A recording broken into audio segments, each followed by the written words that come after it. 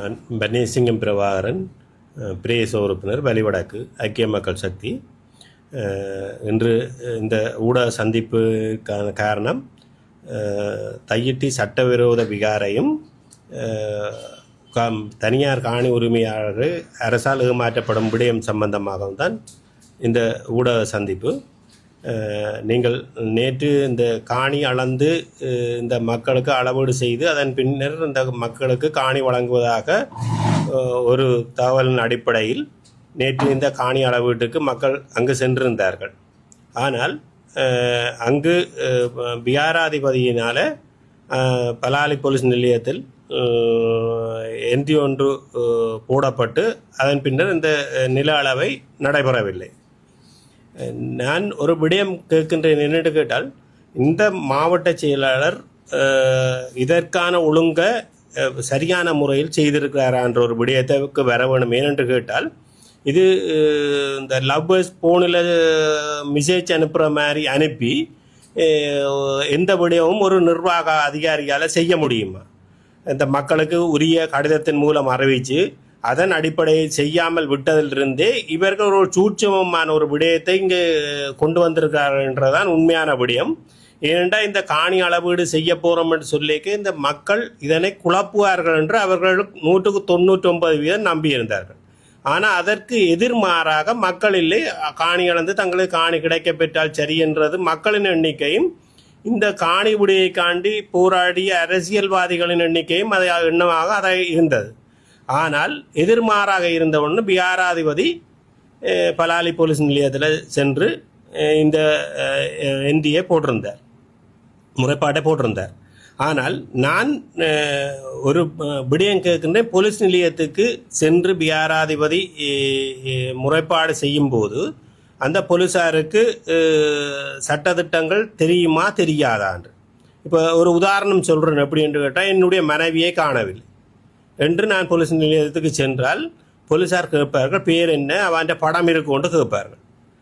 ஆனால் இந்த பிஆராதிபதி முறைப்பாடு செல்ல இப்போ தன்னுடைய காணிக்கு அளவீடு செய்ய வருகணும் என்ற ரீதியை முறைப்பாடு செய்ய போகும்போது அந்த பிஆராதிபதியிட்ட உன்னிட்ட உறுதி இருக்கின்றதா என்று கேட்டு உறுதி இருக்கின்ற பட்சத்தில் தான் அவர்கள் அந்த முறைப்பாட்டை ஏற்றுக்கொண்டிருக்க வேண்டும். ஆனால் அப்படி இல்லாமல் போலீசார் இது ஒரு இனவாத செயற்பாடு தான். ஏனென்று கேட்டால், நீங்கள் இந்த அதாவது காணி விவகாரங்களுக்கு போலீஸ் நிலையத்தில் தீர்வு செய்ய முடியாது, அல்ல அவர்களுக்கு ஒத்துழைப்பு வழங்க முடியாது. 2 பகுதியினர், காணி பிரச்சனைக்குரியவர்கள் 2 பகுதியினரும் காணிக்கு செல்லக்கூடாதுன்றது ஒரு உத்தரவை போட வேண்டுமே ஒழிய ஒருவருக்கு சார்பாக பயணிக்க முடியாது. ஆகியால இப்போ இந்த அமைச்சர் சந்திரசேகரம் அவர்கள் இந்த அவசரமாக இந்த காணி அளந்து வரைபடம் எடுத்து தான் கொடுக்கணும். ஆனால் இதுவரை காலமும் இந்த 3000 ஏக்கருக்கு மேற்பட்ட காணிகள் விடுவிக்கப்பட்டிருக்கிறது. எந்த காலத்திலும் வரைபடம் எடுத்து காணிகள் விடுவிக்கப்பட்ட சரித்திரமே இல்லை.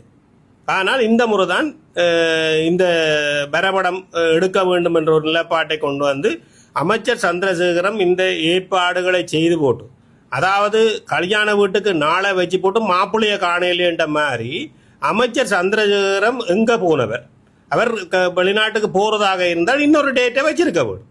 ஆகையால் ஆரம்பத்தில் இருந்தே ஒரு சூழ்ச்சி முறையாகத்தான் இந்த விகார காணி விடயம் என்னென்றால் காலம் தாழ்த்துவதற்கு இந்த மாதம், அதாவது பிரேசபையில் 7ஆம் மாதம் 19ஆம் தேதி எடுக்கப்பட்ட தீர்மானத்துக்கு அமைய இந்த மாதம் வழக்கு போடுவதாக தவிசாளர் அறிவிச்சிருக்கார். உண்மையாக தவறே தவிசாளர்.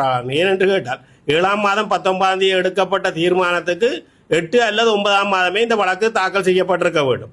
அவர் ஏன் இதற்கான இந்த வழக்கு போடாமல் தாமதிப்பதன் நோக்கம் என்னவென்று எங்களுக்கு விளங்கவில்லை. பிஆராதிபதியின் பக்கமாக சென்று இந்த பயணத்தை மேற்கொள்கிறாரா என்ற ஒரு அமிச்சம் எனக்கு இருக்கின்றது.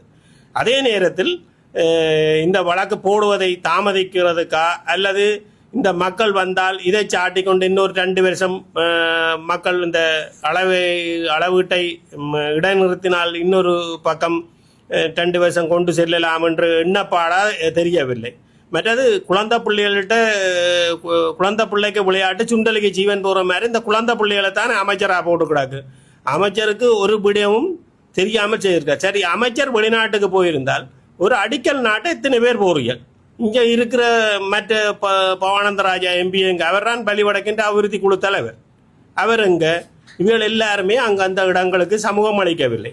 ஆகையால் இப்படி பேக்காட்டான விடயத்தை நீங்கள் படம் காட்டி வந்தனீர்கள், படத்தை திருப்பி திருப்பி காட்டி மக்களை ஏமாற்றுகிறீர்கள் என்ற ஒரு விடயத்தை கொண்டு வருகின்றோம். மற்றது மாவட்ட செயலாளருக்கு அங்கே புத்தவியாரைக்குரிய 20 பிறப்பு காணி இருக்கு. அதுக்குள்ள இருந்த 6 பேரை மாவட்ட செயலம் எழுப்பி வேறு இடத்துல அமர்த்தி புத்தக விகாராதிபதிக்கு காணியை வழங்கிய விடயம் தெரியாது. அவர் அங்கு வந்து இந்த விடயம் சம்பந்தமாக நெறிப்படுத்தி கொண்டிருக்கின்றார். இனிமேலாவது மாவட்ட செயலாளரை கேட்கிறது என்னென்று கேட்டால், நீங்கள் உரிய நடைமுறையின்படி, அதாவது காணி உரிமையாளர் கடிதம் மூலம் அறிவித்தல்களை வழங்கி எல்லோருடன் கதைத்து அதற்கு பிறகான ஒரு நடவடிக்கையை செய்ய வேண்டும். குழந்தை பிள்ளைத்தனமாக அரசாங்கத்துக்கு சார்பாக நடந்தால், நீங்கள் 60 வயதில் பென்ஷன் எடுத்து போட்டு போயிருந்து அதற்கு பிறகு வெளியே செல்லும் போது யாருமே உங்களை கவனிக்க மாட்டார். இது அவருக்கு மட்டுமில்லை, எல்லாருக்கும் உரிய ஒரு விடயம். ஆகையால் அதை நன்கு சிந்தித்து வாழ்கிற இந்த பூமியில் ஒரு கொஞ்ச காலம் அதற்கு ஏற்ற மாதிரி அந்த நடவடிக்கைகளை மேற்கொள்ள வேண்டும். சுவிட்சர்லாந்தில் வீடு வாங்க போறீங்க, இல்லை ஆல்ரெடி உங்களுக்கு அங்கே வீடு இருக்குன்னா இந்த வீடியோ உங்களுக்காக தான். ஸோ ஸ்கிப் பண்ணாமல் ஃபுல்லாக பாருங்க. ஒரு மனிதனுக்கு வீடு அப்படிங்கிறது ரொம்பவே அத்தியாவசிய தேவை. அத்தியாவசிய தேவைகளில் முக்கியமான பங்கு வகிக்கிறதே இந்த வீடு தான். ஸோ அப்படி வீடு வாங்குறது, விற்கிறது, இது சம்பந்தமா உங்களுக்கு இருக்கிற நிறைய ப்ராப்ளத்துக்கு சொல்யூஷன் தர ஒரே இடம் தான் உங்கள் செல்வாசக். Your future our vision. இப்போ சுவிட்சர்லாந்துல வீட்டோட வட்டி விகிதத்துல வந்து நல்ல மாற்றம் வந்திருக்கு, நிறைய குறைஞ்சிருக்கு. ஸோ நீங்க ஏதாவது அக்ரிமெண்ட் போட்டு வச்சிருக்கீங்கன்னா இப்பவே அதை ரெனிவல் பண்ணி மாற்றி வச்சுக்கிட்டீங்கன்னா உங்களுக்கு நிறைய ப்ராஃபிட்ஸ் இருக்கும். ஸோ இது சம்பந்தமா உங்களுக்கு ஏதாவது அப்டேட்ஸ் வேணும், இந்த மாற்றத்துல உங்களுக்கு ஏதாவது டவுட் இருக்கு அப்படின்னா மறக்காம ஸ்கிரீன்ல தெரிய நம்பர் கால் பண்ணுங்க. சுவிட்சர்லாந்துல நீங்க வீடு வாங்கணும், இல்ல வீடு விற்கணும், அந்த மாதிரி ஏதாவது உங்களுக்கு தேவைகள் இருந்தா மறக்காம எங்களை காண்டாக்ட் பண்ணுங்க. உங்களோட எல்லா தேவைகளையும் உங்க ஃபேமிலியில ஒரு மெம்பரா இருந்து நாங்க பார்த்து பண்ணி கொடுப்போம். இது உங்கள் செல்வாசக். இச்செய்திகளுக்கு பிரதான அனுசரணை செல்வாசோக் இமோபிலியன், சுவிஸ் நாட்டில் முன்னணி நிறுவனம்.